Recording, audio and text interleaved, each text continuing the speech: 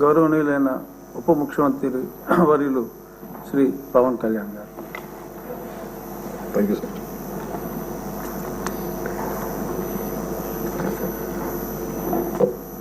Deputy speaker ఈరోజు ఎన్నికైన శ్రీ కనుమూరి రఘురామకృష్ణరాజు గారికి మనస్ఫూర్తిగా నా శుభాకాంక్షలు తెలియజేస్తూ, గౌరవ ముఖ్యమంత్రి శ్రీ నారా చంద్రబాబు నాయుడు గారికి, గౌరవ శాసనసభ్యులకు, మంత్రివర్గ సభ్యులకు, ప్రతి ఒక్కరికి నా హృదయపూర్వక నమస్కారాలు. గత 5 సంవత్సరాల కాలంలో కానీ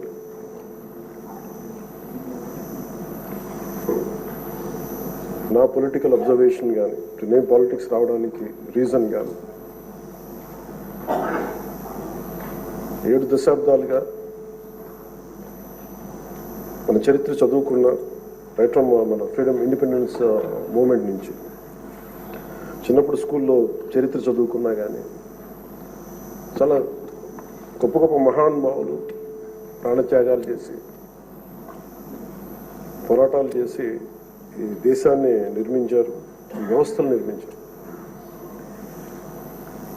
ఎక్కడా కూడా to deter criminals into politics. దేశమంతా పనిచేస్తుంది క్రిమినలైజేషన్ ఆఫ్ పాలిటిక్స్ ఉండకూడదని. కానీ దురదృష్టవశాత్తు 14లో ఒకసారి రావడానికి ప్రయత్నం చేస్తే అలాంటి వ్యక్తుల సమూహాన్ని నిలువరించాం. 19లో కుదరలేకపోయింది. 19 to 24 అప్పటి ప్రభుత్వం it's an ఎపిటమ్ of criminalization of politics. గౌరవ ముఖ్యమంత్రి గారు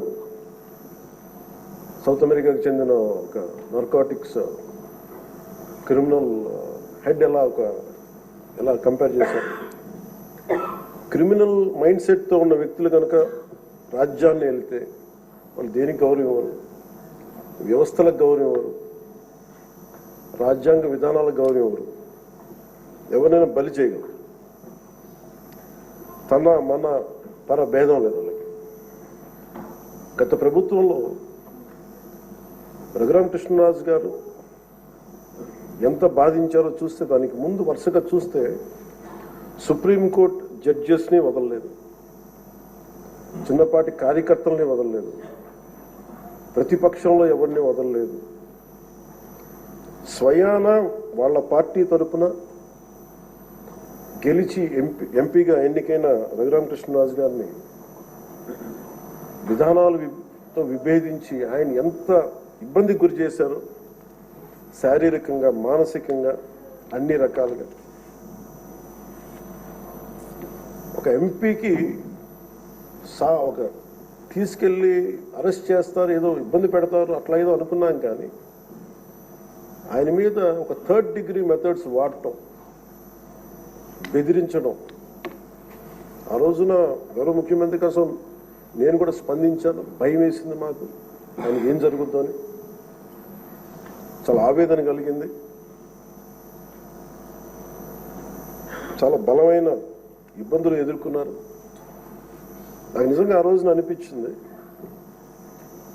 క్రిమినల్స్ కనుక రాజ్యాలు వెళ్తే ఇలా ఉండదు, దీన్ని ఎలా ఎదుర్కోవాలి.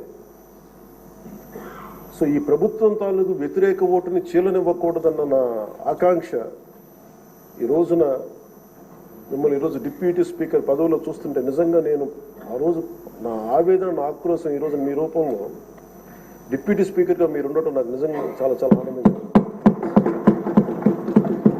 ఇక్కడ మొన్న ఆ రోజు మీరు కూడా ఉన్నారు, మనం సభ ప్రారంభమైనప్పుడు దాదాపు ఇక్కడ ఉన్న సభ్యులందరూ కూడా దాదాపు 80% సభ్యులు, మన అచ్చెన్నాయుడు గారి దగ్గర నుంచి, మీ దగ్గర నుంచి, చంద్రబాబు నాయుడు గారి దగ్గర నుంచి అందరూ కూడా ఏదో ఒక రకంగా క్షోభ అనుభవించిన వాళ్ళు, బాధలు అనుభవించిన వాళ్ళు, సోషల్ మీడియా అబ్యూస్ని భరించలేని, నాటి 100% అందరూ ఏదో ఒక విధంగా సోషల్ మీడియా అబ్యూస్ అయితే జరిగింది.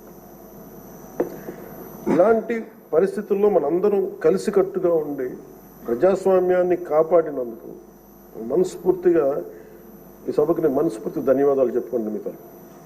ఇది భవిష్యత్తులో మీరు ఈ పదవిని అలంకరించారు, మీరు మీకు ఆవేదన ఉంది, మీ కోపం ఉంది, రచ్చబండ కార్యక్రమం ద్వారా మీరు కూడా మాట్లాడాల్సిన అవసరం లేదు. యాక్చువల్లీ మీరు కూడా అలాంటి, మీ దగ్గర మాటకి చాలా బలమైన పదులు ఉంటుంది, మీ మాటకి హాస్యం ఉంటుంది, గుడ్ సెన్స్ ఆఫ్ హ్యూమర్ ఉంటుంది మీ దగ్గర. కానీ రచ్చబండ అనే ఒకటి కార్యక్రమం మీరు ప్రారంభించాలి అంటే ఎంత విసిగిపోతే మీరు ప్రారంభిస్తారు, ఎంత నిస్సహాయత ఉంటే ప్రారంభిస్తారు. నేను చాలాసార్లు అనుకుని ఇంత అడ్డగోలుగా క్రిమినలైజేషన్ ఆఫ్ పాలిటిక్స్ జరిగితే ఎవరు రారాలు అనుకునేవాడిని. నేను ఎప్పుడు ఒకటే నమ్మాను, సైంటిఫిక్ మన Newton's third law, for every action there is an equal and opposite reaction అని. అలాగే కర్మ ఎవరిని వదలదని. మిమ్మల్ని ఎవరైతే మీకు అడుగు పెట్టనివ్వం, మీ నియోజకవర్గంలో మిమ్మల్ని అడుగు పెట్టనివ్వం, మిమ్మల్ని అడుగు పెట్టనివ్వం అని చెప్పి ఛాలెంజ్ చేసిన వాళ్ళు ఈరోజు అడుగు పెట్టలేకపోయారు. కర్మ అంత బలంగా ఉంటుంది. 56,777 ఓట్లతోటి దాదాపు 59.80% ఓటుతోటి గెలిచి మీరు ఎమ్మెల్యేకి వచ్చారు ఉండి నియోజకవర్గం. ఈ రోజున వాళ్ళకి వైనాట్ 175 అలా అన్న మాటల దగ్గర నుంచి కానీ ఈ రోజున అడుగు పెట్టడానికి కూడా భయం ఉంది. మిమ్మల్ని ఎదుర్కోవాలంటే భయం. ఎందుకు మనం వ్యవస్థల్ని కాపాడాలి, ఎందుకు రూల్స్ పాటించాలి అంటే మనిషి అధికారం మదం ఎక్కి అహంకారంతో ఉంటే ప్రకృతిలో ఏమీ జరగదు, ఏమి అనుకోవడానికి లేదు. దానికి నిదర్శనమే సభ, దానికి నిదర్శనమే మిమ్మల్ని ఇంత హింసించి మీరు డిప్యూటీ స్పీకర్గా 14 ఏళ్ళు సుదీర్ఘమైన అనుభవం ఉండి ఒక నవ నిర్మాణాన్ని సైబరాబాద్ లాంటి ఒక కొత్త నిర్మాణాన్ని, సిటీని నిర్మించిన ఒక అనుభవజ్ఞులు ఆయన ఇబ్బందులు పాలు చేసి జైల్లో పెట్టి నలిపి, నాకు చాలా భయం ఉండింది. మిమ్మల్ని అరెస్ట్ చేసినప్పుడు మీరు ఎట్లా వస్తారో బయటకు, అంత భయం ఎలా ఉండిందో. గౌరవ ముఖ్యమంత్రి గారిని ఆ రోజున అరెస్ట్ చేసినప్పుడు నాకు చాలా ఆవేదన ఉండింది. ఏం జరుగుతుందో లోపల, ఏం చేస్తారు. ఒక ఎంపీగా మిమ్మల్ని ఇలా చేయగలిగినప్పుడు ఆయన్ని కూర్చోబెట్టి రాష్ట్రంలో ఏమేం చేస్తారన్నది నిజంగా ఆవేదనది ఆ రోజు తగులుకు నాకు అనిపించింది. ఈ రోజున అందరం బయటకు వచ్చి నిలబడ్డాం. దేనికి? ఇది ఒక చంద్రబాబు గారి కోసం, మీకోసం కదా, ప్రజాస్వామ్యాన్ని నిలబెట్టాలని. ప్రజాస్వామ్యం it should be eternal vigilance. మనకి ఎటర్నల్ అంటే నిరంతర పహారా లేకపోతే మనకి సరిహద్దుల్లో మన హద్దుల్ని ఎలా కాపాడుకుని నిరంతర పహార అవసరము. ప్రజాస్వామ్యాన్ని కాపాడుకోవడానికి నిరంతర పహార అవసరం. అందుకని మేమందరం eternal vigilance is essential for democracy. మేమందరం బయటకు వచ్చి ప్రజాస్వామ్యాన్ని కాపాడుకోవడానికి మనందరం పడ్డ తపన ఈ రోజున ఈ సభ నిలువెత్తు నిదర్శనం. ఈ రోజున మీరు ఖచ్చితంగా మీరు సభా గౌరవాన్ని నిలబెట్టాలని మనస్ఫూర్తి. మీ విట్టు కోల్పోకండి, మీ సెన్స్ ఆఫ్ హ్యూమర్ కోల్పోకండి. ఎందుకంటే మీరు ఉంటేనే లైవ్లీగా ఉండి, మీరుంటే అన్ని నవ్వులు పువ్వులు ఉన్నాయి చూడండి. ఆనందాన్ని తీయకండి. అట్ ది సేమ్ టైం మేము కోరుకునేది కూడా ఆ ప్రజాస్వామ్యం తాలూకా విలువల్ని, ఆ భాషని కాపాడు. సభల్లో భాష దిగజారిపోతే అది రోడ్ల మీదకి వెళ్ళిపోతుంది ఈరోజు. అంటే ఎవరు ఏం మాట్లాడుతున్నారో ఇష్టం వచ్చినట్టు మాట్లాడి, బూతులు తిట్టి, మేము ఇళ్లలోకి వచ్చి మీ ఇంట్లో మీ ఆడపడుచుని రేపులు చేస్తాం, మీ పిల్లల్ని ఎలా అంటాం. అడ్డగోలు ఈరోజు ఇంతమంది మాట్లాడుతున్నారంటే దానికి చట్టసభల్లో నుంచే ఆ కదలిక మొదలు. ఆ హుందాతనం పోయింది సభల్లో. తిరిగి మీరు డిప్యూటీ స్పీకర్గా, అయ్యన్న పాత్రుడు గారు స్పీకర్గా ఆ హుందాతనాన్ని మీరు తిరిగి తీసుకురావాలి. 1-2 సందర్భాల్లో మనం వచ్చినప్పుడు ఎవరో ఒక మాట ఏదో అంటే గౌరవ ముఖ్యమంత్రి చంద్రబాబు నాయుడు గారు ప్రత్యేకించి చేయొద్దు, మళ్ళీ ఇంకా అలాంటి కల్చర్ తీసుకురాకండి, అది అయిపోయింది గతం. సో అది మీరు మనస్ఫూర్తిగా దాన్ని పాటించి ఈ సభ గౌరవాన్ని నిలబెట్టాలని కోరుకుంటా ఉన్నాను. ఒక విన్నపం అధ్యక్ష స్థానంలో కూర్చున్న మీకు, మీ టెన్యూర్లో అయ్యన్న పాత్రుడు గారు మీ టెన్యూర్లో కరెక్షన్ మొదలవ్వాలంటే భావ ప్రకటన, భావ స్వేచ్ఛ మీద ఇష్టానికి మాట్లాడేస్తూ ఉన్నారు అందరూ. మనకి గౌరవ మంత్రి లోకేష్ గారిని బుద్ధులు తిడతారు. ఏదన్నా అంటే భావ ప్రకటన, భావ స్వేచ్ఛ అంటారు. దీనికేదో ఒక ఫైనల్ కరెక్షన్ ఈ సభలో జరగాలని కోరుకుంటున్నాను.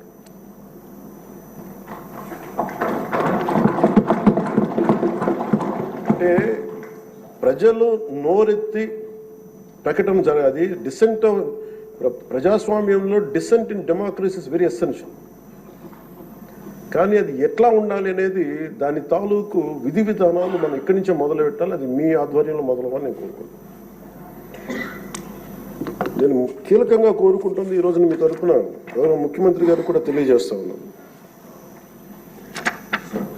Social media abuse protection bill అత్యంత తక్కువ సమయంలో రావాలి, బాగా చర్చ జరగాలి. మీరు డిప్యూటీ స్పీకర్ హోదాలో ఉండి, అయ్యన్న పాత్రుడు గారు స్పీకర్ హోదాలో ఉండి, మీ టెన్యూర్లో social media abuse protection bill రావాలి. మన హోంమంత్రి గారిని వదలలేదు, అనిత గారిని, ఇంట్లో ఉన్న ఆడవాళ్ళని వదలట్లేదు. అంటే ఒక సైకలాజికల్ అబ్యూస్, ఒక పాశవికంగా తయారయ్యారు, సేడిస్టిక్గా తయారయ్యారు. దీని మీద మనందరం irrespective of difference of opinion,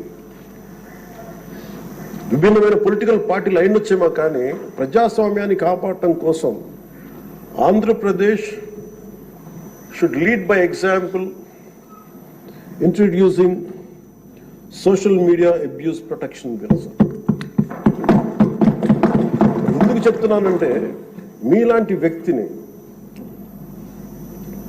మీరు మెంబర్ ఆఫ్ పార్లమెంట్ అయ్యండి, మిమ్మల్ని ఇంత ఇబ్బంది గురి చేస్తే ఇంక సగటు మనిషి పరిస్థితి ఆలోచించుకోండి.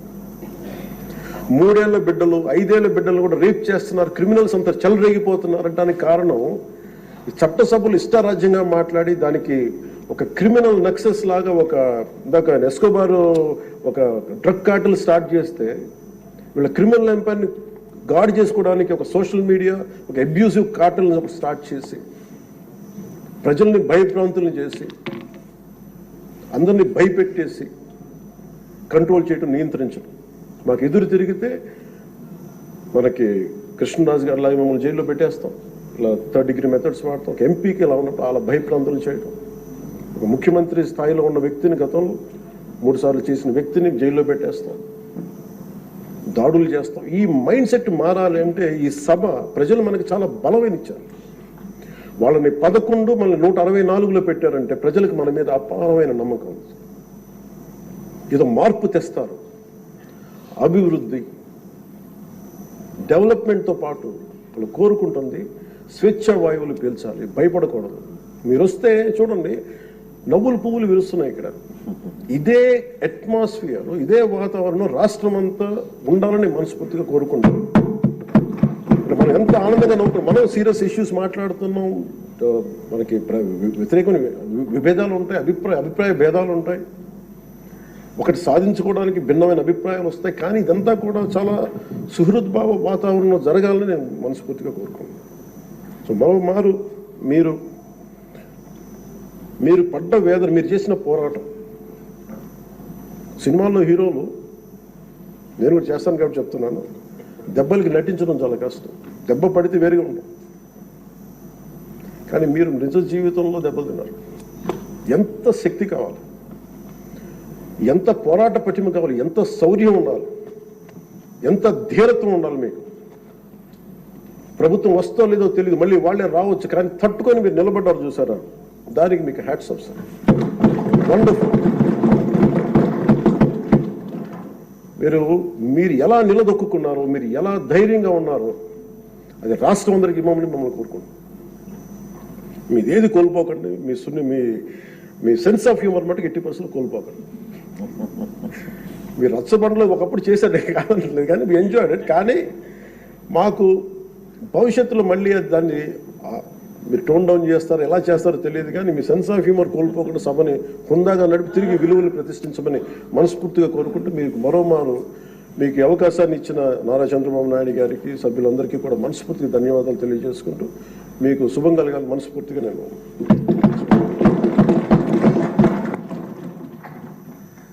గౌరవనీయ మంత్రివర్యులు సత్యకుమార్ గారు. అధ్యక్ష, ముందుగా ఈ ఆంధ్రప్రదేశ్ శాసనసభ ఉపసభాపతిగా నియమితులైన సందర్భంగా బాధ్యతలు చేపడుతున్న సందర్భంగా మీకు శుభాకాంక్షలు తెలియజేస్తున్నాను. పోరాట పటిమకు రాజీ పడని ఒక మనస్తత్వానికి ప్రతీక మీరు. అది లోక్సభ అయినా, లోకల్ సభ అయినా, శాసనసభ అయినా, బహిరంగ సభ అయినా అన్యాయాన్ని నిర్భీతిగా ఎదిరించారు. అక్రమాల్ని నిర్భయంగా